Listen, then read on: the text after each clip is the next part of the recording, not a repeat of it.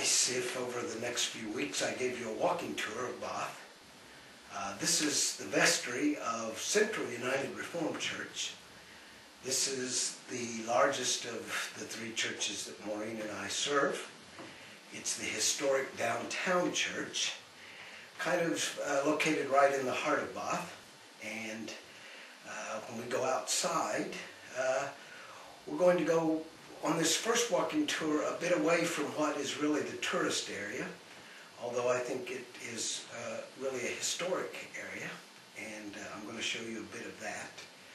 And then over the next few weeks on my blog, I will be at various times taking you around Bath and showing you some of the different sites.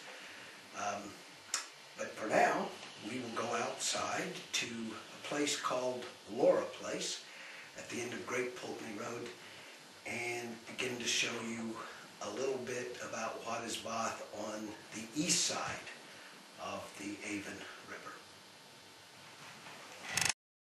Our tour at Laura Place. Laura Place is that fountain which doesn't operate during the winter. Probably in another few weeks it will be turned on.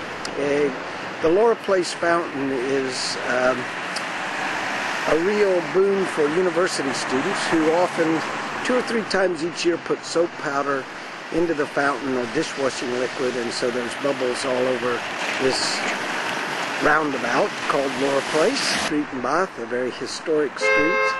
2 French kings-in-waiting have lived here prior to taking the throne in France, and we'll walk down and give you an idea of what some of the houses on Great Pulteney Street look like.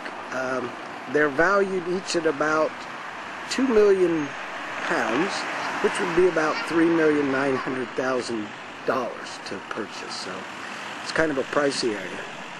But we'll walk down Great Pulteney Street and give you an idea of what it looks like. As I said, this is Great Pulteney Street. Don't want to make you sick here. There is some of the houses.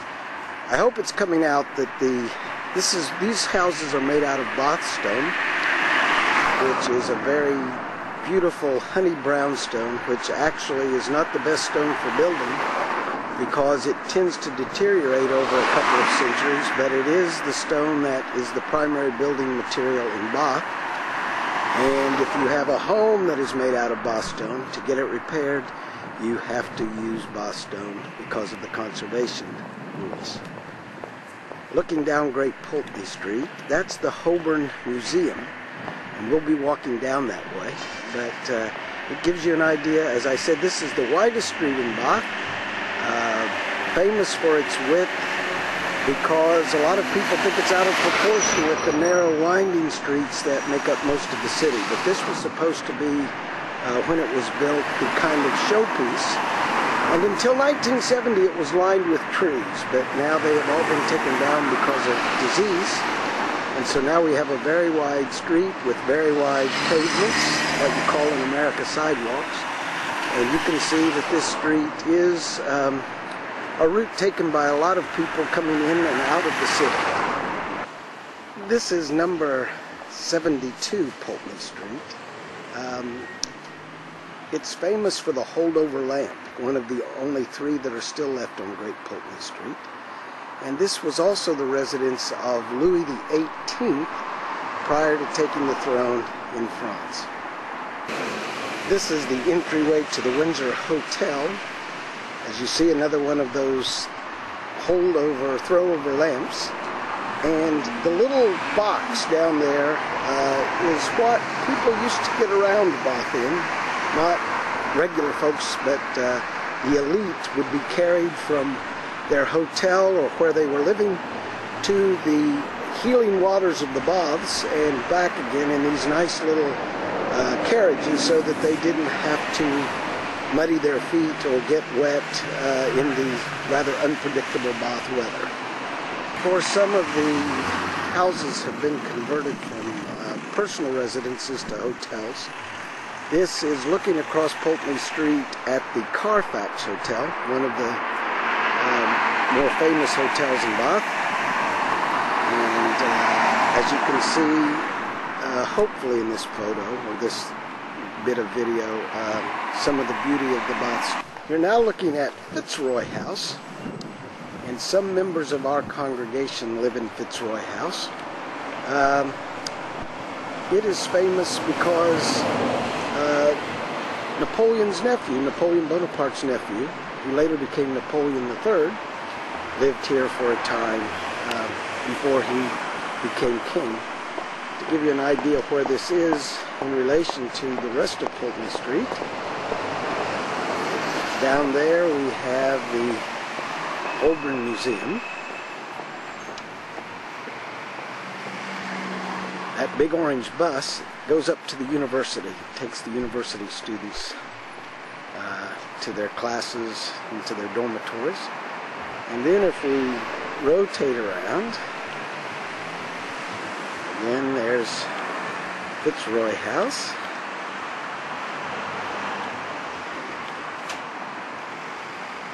We look back down the street.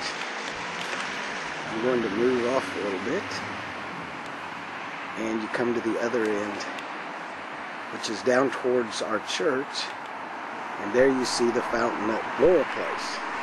So that gives you an idea of where we are in relation to the rest of Bath. And actually you're looking into the heart of Bath now, and where that truck is coming right now, that is turning just before you get to Pulteney Bridge, and that is a famous bridge that we'll look at later, and that's really the start of the tourist area. This is the sign pointing to the Bath Croquet Club, which lies on a piece of ground which is one of the green lungs that kind of is in the center of Bath, called the Rec. It's a recreation ground that was given to the city many years ago.